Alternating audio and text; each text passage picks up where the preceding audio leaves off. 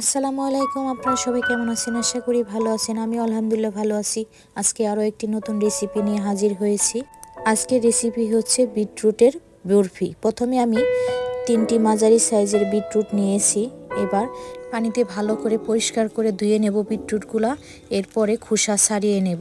আমার ভিডিওটি যে যেখান থেকে দেখতেছেন দেখার শুরুতে একটি লাইক দিয়ে দেবেন আর পুরো ভিডিওটি দেখবেন দয়া করে। ভিডিও দেখার শুরুতে ধাক্কা দিয়ে চলে যাবেন না, প্লিজ পুরো ভিডিওটা দেখবেন। সবগুলো বিটরুটের খোসা ছাড়িয়ে নিয়ে এবার একটি গ্রেটারের সাহায্যে আমি বিটরুটগুলা গ্রেট করে নেব। সবগুলো বিটরুটই গ্রেট করা হয়ে গেলে এবার অন্য একটি বাটি নিয়ে নেব। গ্রেট করা বিটরুটগুলা চেপে চেপে আমি বিটরুটের রসটা বের করে নেব। বিটরুটের বরফিটা অনেক হেলদি একটা খাবার, আপনারা বাসায় ট্রাই করে দেখবেন। স্বাস্থ্যের জন্যও ভালো, আবার খেতেও অনেক মজাদার। যারা বানিয়ে খেয়েছেন তারা তো খেয়েছেনই, যারা না বানিয়ে খেয়েছেন তারা একবার হলেও ট্রাই করে দেখবেন।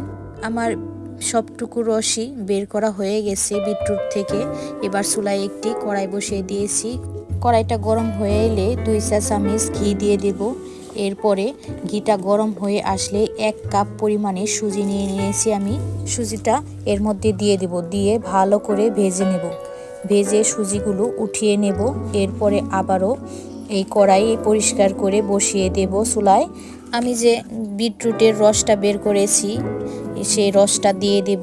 দিয়ে অল্প কিছুক্ষণ জাল করে 1/3 কাপ চিনি দিয়ে দেব। হাফ চা চামচ লবণ দিয়ে দেব স্বাদ মতো। দিয়ে ভালো করে মিশিয়ে একটু জাল করে এরপরে ভেজে রাখা সুজিগুলো দিয়ে শুকনো শুকনো একটু হালুয়ার মতো করে বানিয়ে নেব, যে পর্যন্ত কড়াইতে না লেগে যায়। জাল করে সুন্দর আঠালো একটি ডুয়ের মতো দেখতে আর কি করে নেব। এরপরে গরম গরম অবস্থায় একটা প্লেটে সমান করে মেলিয়ে নেব। এরপরে ঠান্ডা হয়ে আসলে সমান করে কেটে উঠিয়ে নেব। সবগুলো বরফি উঠিয়ে পিস পিস করে কেটে এরপরে সবগুলোর উপরে আমি একটি একটি করে কাজু বাদাম দিয়ে দেব। দেশে কিংবা দেশের বাইরে যে যেখান থেকে আমার ভিডিওটি দেখতেছেন সবাইকে অসংখ্য ধন্যবাদ পুরো ভিডিওটি দেখার জন্য।